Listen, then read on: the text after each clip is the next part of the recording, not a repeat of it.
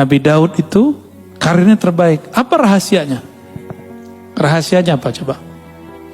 Puasa Daud ya. Ya namanya puasa Daud, Nabi Daud yang puasa.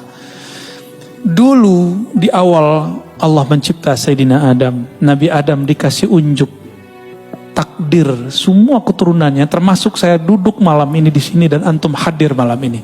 Nabi Adam sudah dikasih unjuk. Nabi Adam tahu. Ya, maka Nabi Adam tersenyum kalau ngelihat kita ngaji.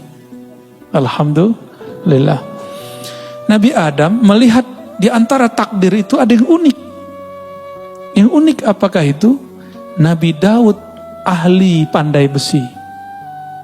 Dia akan bisa menciptakan senjata-senjata yang hebat. Tapi umurnya tidak cukup. Umurnya barangkali cuma sampai umur 60-70. Anggaplah 70. Dia mati, meninggal. Akhirnya Nabi Adam mengatakan seandainya. Ini wahyu ke dalam hatinya. Jadi wahyu itu ada macam-macam juga. Ada yang sudah di Lauh Mahfuz, ada yang langsung ke dalam ruhnya para nabi. Ini tingkatan-tingkatan wahyu Pak. Yang sudah sampai, jadi Allah berkalam ke Lauh Mahfuz. Itu babnya kudrat iradat. Kita sebut takdir. Ada yang masuk ke dalam ruhani para nabi dan para wali. Nah ini namanya bukan takdir, namanya rahmah.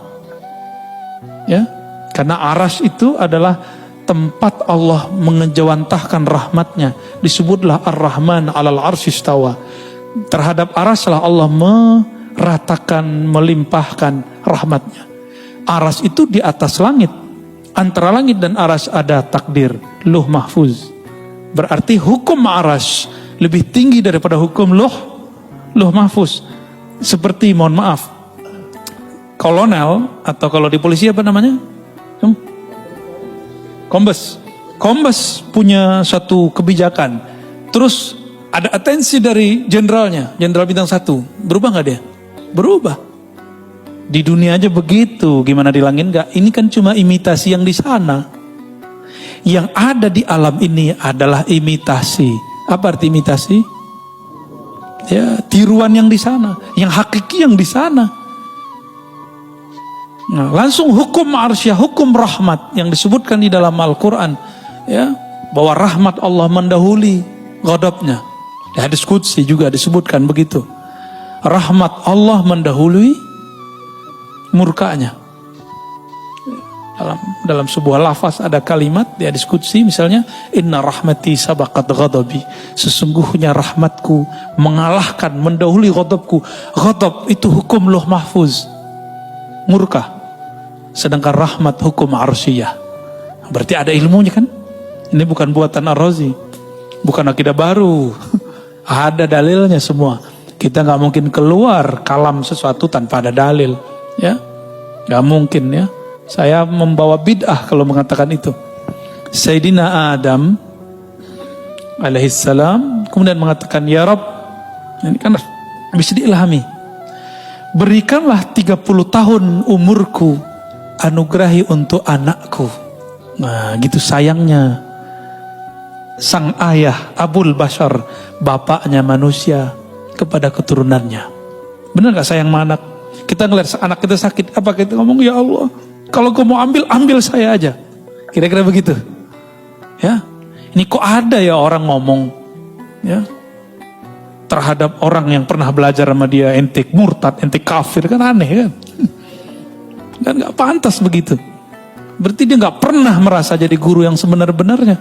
Karena guru yang ada mengayomi, mendoakan kebaikan, bukan memvonis. Ya, itu aneh kalau itu terjadi. Seorang Abul Bashar, karena guru itu Abul Ilm, Abu Talamiz, Abul Muridin. Guru itu adalah ayahandanya seorang murid. Nah, Nabiullah Adam alaihissalam mengatakan, ya Allah, berikanlah 30, nyawanya dikasih.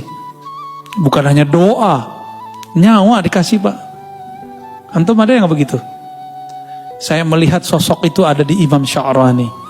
Imam Sya'rani ketika melihat ada jamaahnya, muridnya sakit, dikatakan, ya Allah, daripada dia yang sakit, saya aja yang sakit. Ada muridnya ketimpa apa, masalah apa, selalu mengatakan, ya Allah, takdir dia pindahkan kepadaku, biar aku yang nanggung. Kalau dia nanggung, dia kafir. Dia putus asa kepada rahmatmu. Dan saya ketemu beberapa wali-wali begitu di negeri ini. Di negeri ini, Pak. Makanya alhamdulillah negeri kita masih ada yang nanggung maksiat kita. Masih ada yang nanggung bala bencana yang disebabkan oleh salahnya kita. Masih ada. Antum bersyukurlah. Ya, jangan suzon lagi kepada orang-orang. Ya, tidak ada orang dimasyhurkan sebagai wali kecuali Allah mengizinkan dia memang seorang wali. Ya, walaupun nanti ada yang menentangnya. Akhirnya Sayyidina Adam, takdir rahmah mengalahkan takdir kudrat iradat. Diberikanlah 30 tahun. Apa yang terjadi? Setelah umur itu dikurangi, berarti umur Nabi Adam berkurang. Datanglah malaikat maut mengatakan, Mas Adam, sekarang saya datang mau menjemputmu. Oh, jemput gimana nih? Kan jatuh gue masih ada 30 tahun lagi, kira-kira gitu. Loh, kan bukannya dikasih sama anakmu, udah dipindahin, di Lauh Mahfuz sudah diganti. Oh, nggak bisa, saya lupa, nggak ada saya ngomong begitu. Itulah awal nisyan ya waqa'a ala Sayyidina Adam.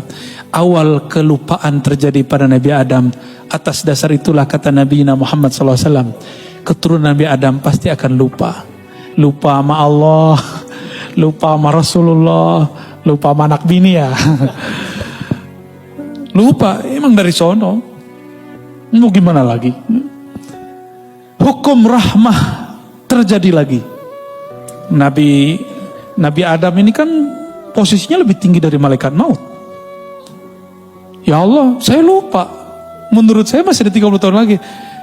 Ya udah, 30 tahun lagi Nabi Adam hidup. Malaikat maut pensiun dini. Diundur. Yaudah, gue ngalah deh. Mundur malaikat maut. Ya, lucu juga Pak. Jadi ada semacam negosiasi juga di alam sana. Ya, menarik nggak cerita begitu? Dongeng apa lagi nih Arazi?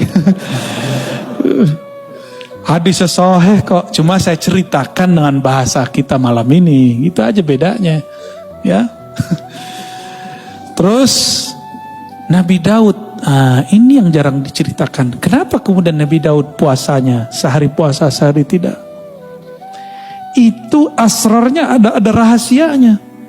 Untuk menebus hukum rahmah itu, as-sawmu li, puasa itu milikku.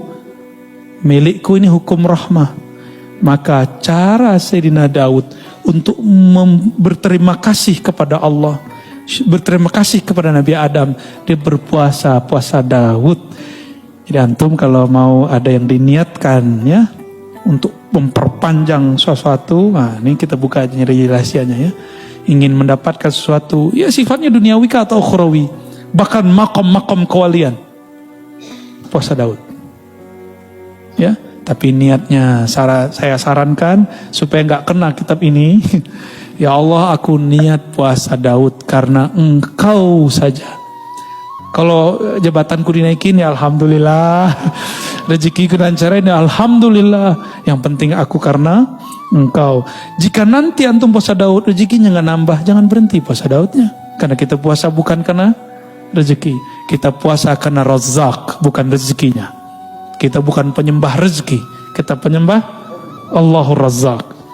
Jabatan kita malah kemudian turun. Kata Ustadz ini katanya bisa bikin naik, malah nggak naik, malah jatuh Berarti ada rahasia lain. Rezeki kita gak kemana-mana. Banyak orang yang diturunkan di jabatannya. Kalau dia husnuzon, tunggu lahazat, beberapa saat saja, sebulan 2 bulan bahkan tidak lama, Allah carikan ganti yang lebih indah. Selalu begitu. Akhirnya Sayyidina Daud seumur hidupnya dia berpuasa sehari, puasa besok tidak, untuk kompensasi hukum rahmah. Ya, hukum rahmah, hukum kasih sayang. Ya, supaya tanda terima kasihnya nyambung kepada Allah SWT. Ya, sudah pernah dengar masalah ini sebelumnya? Ya, udah kali ya. Kentar ini dituduh bid'ah lagi.